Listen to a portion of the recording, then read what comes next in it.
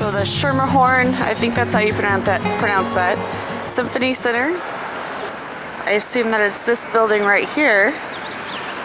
The statue out front of the building here does say, "The Nashville Symphony expresses its most sincere gratitude to the citizens of Nashville for the love of all forms of music and for making the Schermerhorn Symphony Center a reality." It looks more like a courthouse to me than anything else, but it's probably just an old building. Nashville is an old city, but this is my favorite thing, the treble clefs for the bike locks. I say bike locks, and what I mean is just a place to lock your bike up. And on the bottom of the statue here, it says, "The recording angel inscribes the tones that envelop the heart and heal the bones, that enlighten life's toll and soothe the soul," said or written by Audrey Flack.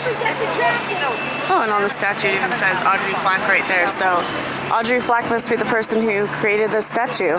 Very beautiful quote that I think a lot of people can relate to. There are nice little sayings here in the ring right there.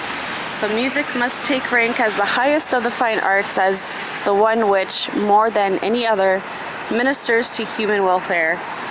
That could not be more than true. I mean, how many of us, probably all of us, had music help us through something, especially through feeling something. Music is a higher revelation than all wisdom and philosophy. Music is the electrical soil in which the spirit lives, thinks, and invents. That one's starting to wear out a little bit. I believe in all of these. I'm a huge believer in music therapy. We're doing the Harry Potter and the Deathly Hallows Part 1 in concert with the Nashville Symphony. Justin Freer, conductor, May 11th to 14th. So are they just doing the whole movie, or the main scores, I guess, from it? That's pretty cool. I'm going solo today to just walk around. Well, I guess I'm always solo to you guys. I do have my husband Russell with me a lot of the time. He's just not a big camera person, so all you guys really see is me. You might hear him speak seldomly, but that's about it. So for me, I'm going solo. For you guys, it's probably just the same as always. But I am just very, very excited to be out. It's a nice sunny day with a very cool breeze. We're just gonna walk around and see what we can find. All right, we're in Honky Tonk Central. I must say, it's a Monday. It's Monday, April 24th, and it is a lot easier to film because there's a lot less people than there was on the weekend. You couldn't even walk. It was almost worse than Disneyland. So like I said, I'm a huge music fan, and I stumbled upon the Ryman Auditorium here, and I think I'm gonna go take a self-guided tour. It's $30 for adults, $20 for children. Let's take a look at this over here. This looks important because this is Thomas Green Ryman. So the auditorium is named after this gentleman.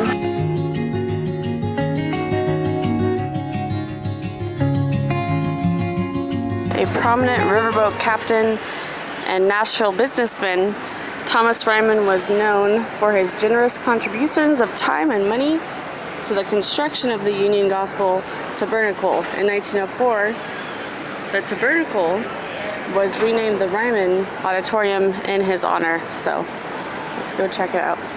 Here's another little tidbit right here. One of the most celebrated venues in music history, Ryman Auditorium is hallowed ground.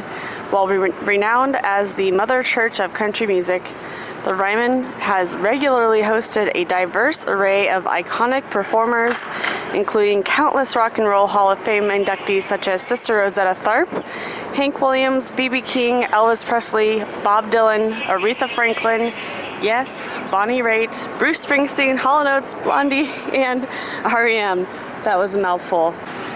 All right, we have our admission. Now let's go inside.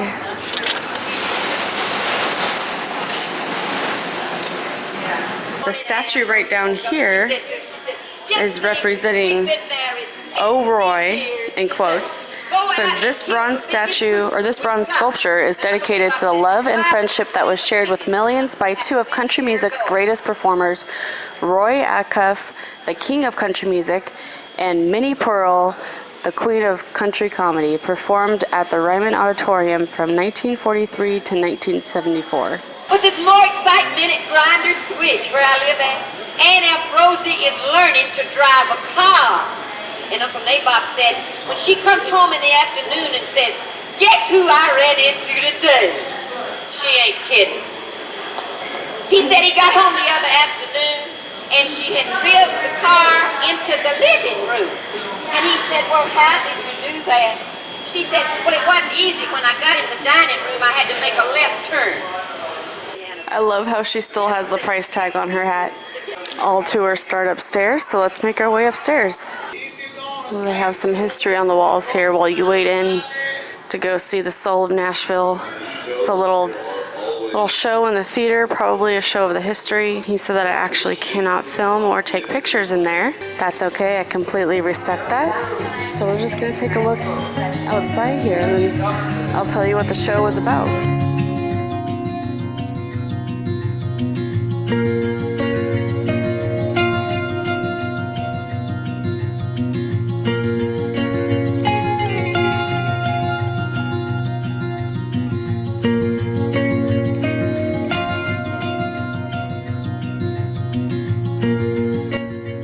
Ethel Barrymore is actually Drew Barrymore's great aunt, and I can really see the resemblance there.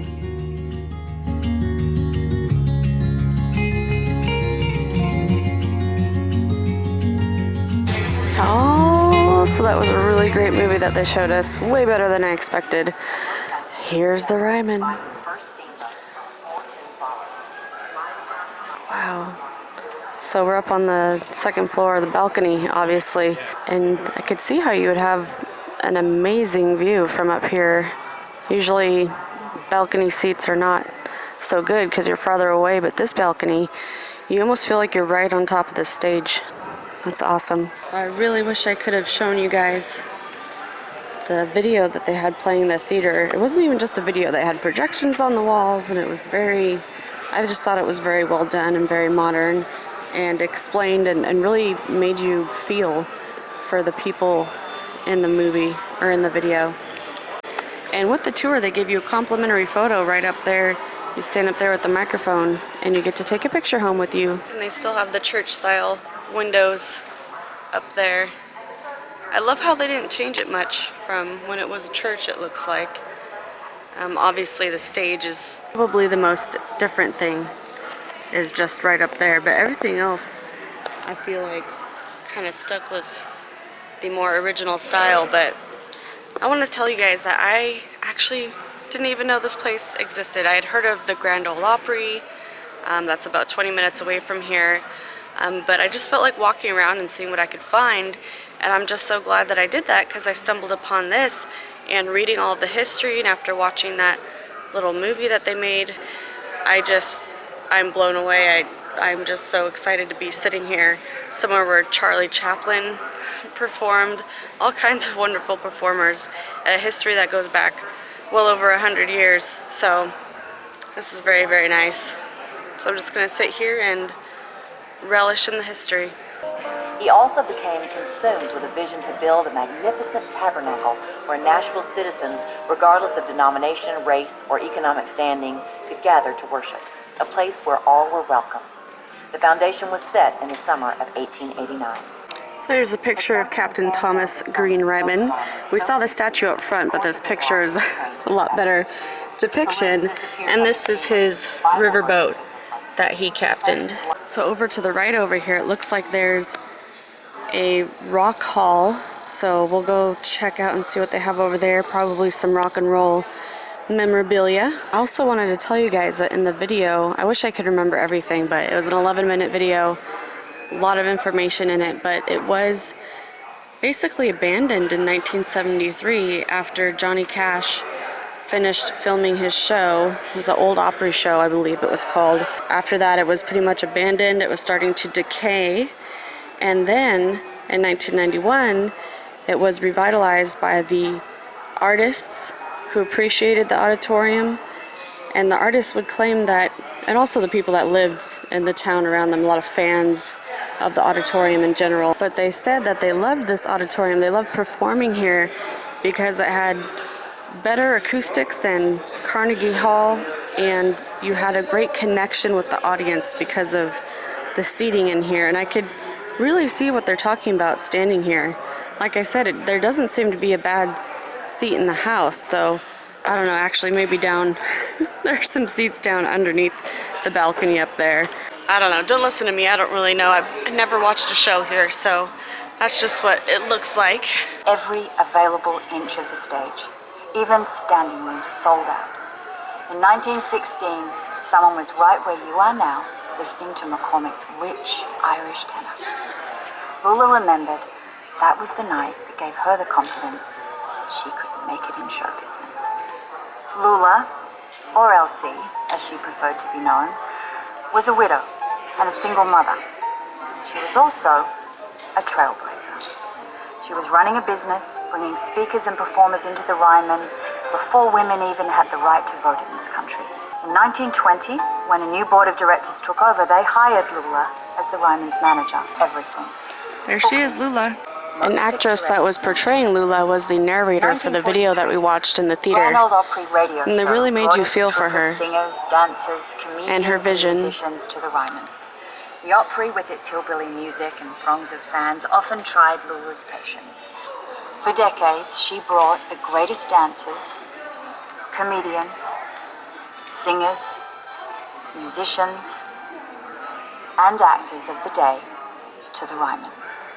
The biggest Broadway plays, including Oklahoma, Guys and Dolls, Porgy and Bess, and The Glass Menagerie, brought the thrill of Broadway to this relatively small southern city, and referred to it as her child. Lula kept the Ryman in her care for nearly half a century. In 1955, she realized it was sadly time to say goodbye. Lula announced she was retiring. As Lula bid her beloved theater goodbye, the Showplace of the South was well on its way to music sainthood as the mother church of country music. The audience saw Stevie Wonder, Louis Armstrong, and Ray Charles perform here. And of course, there was a meaningful African-American heritage in the crown jewel of Ryman history. Its historic years as host of the Grand Ole Opry. Blues and country music artist DeFord Bailey was not only the first African-American to play on the Grand Ole Opry, but he was also the very first paid performer.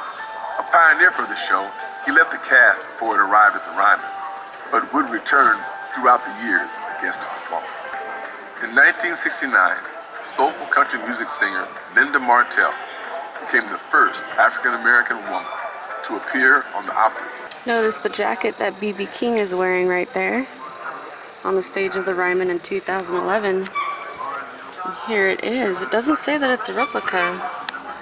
It just says E-House stage jacket custom tailored for B.B. King. So I think this is the actual jacket that he wore. President Theodore Roosevelt gave his public address at the Ryman during his Nashville visit on October 22nd, 1907. Enthusiastic crowds greeted Teddy along his route and overflowed the Ryman. So there's just so much history here, guys. It's giving me chills. It's absolutely amazing. Katharine Hepburn in The Philadelphia Story performed here in one of her most famous roles. Joni Mitchell, who is an amazing artist, and she was inducted into the Rock and Roll Hall of Fame in 1997. It was the first episode of the Johnny Cash Show, and among the diverse list of names appearing that evening was Joni Mitchell. And this guitar here is a George Benson model arc top guitar played by Joni Mitchell on the Shadows and Light and Refuge of the road tours. So this was a guitar that was actually played by Mitchell herself. I wasn't expecting to see this here, but Taylor Hawkins, who was inducted into the Rock and Roll Hall of Fame in 2021, as you guys may or may not know, Taylor Hawkins, who has now sadly passed away, he was in the Alanis Morissette band. I remember I saw Alanis Morissette in 1996 at the Santa Barbara Bowl, and he was the drummer for her band. And of course he's from the Foo Fighters, and I'm sure other bands that I'm not knowledgeable about, but Halloween 2014 was a crazy night in downtown Nashville. Despite the Foo Fighters announcing only 3 days prior to the show, tickets sold out within minutes of going on sale. The band donned black and white corpse makeup, and the frontman Dave Grohl took his shoes and socks off because he didn't know if he would ever feel the stage again. One of the highlights of the evening was the debut performance of Congregation. In front of a live audience, this song was written for the Nashville episode of the HBO series Sonic Highways. And they have a random video playing over here. Who do you guys think that is? I think that looks like a young Eddie Vedder. If I'm wrong, let me know, but that's who that looks like to me. Oh, this is pretty amazing. This is a check written by Johnny Cash to Carl Perkins in the amount of $500, signed by both artists. The check was dated July 17th, 1961. This is a suit owned and worn by James Brown himself. Here's a picture of him wearing it. He was inducted into the Rock and Roll Hall of Fame in 1986. Roger Daltrey of the famous band The Who that was inducted into the Rock and Roll Hall of Fame in 1990. Prior to taking the stage in 2009, he walked through the building's self-guided tour, just like we're doing right now, without being recognized by any of the daytime guests. I don't know how that's possible, but I mean, I would recognize him, wouldn't you guys? So this is a tambourine used and destroyed by Roger Daltrey during a performance circa 2009. Very rock and roll. Wow, he really messed that thing up. Look at that. And here's just some of the artists that played throughout the decades. These are the later decades of the Ryman, of course. All right, let's do this, guys. Snap a selfie at the Rock Hall. Email and share. Let's see. Too bad I didn't put any makeup on today. Hopefully there's a filter on this thing. All right, you guys ready to say cheese? Ready? 2, 1.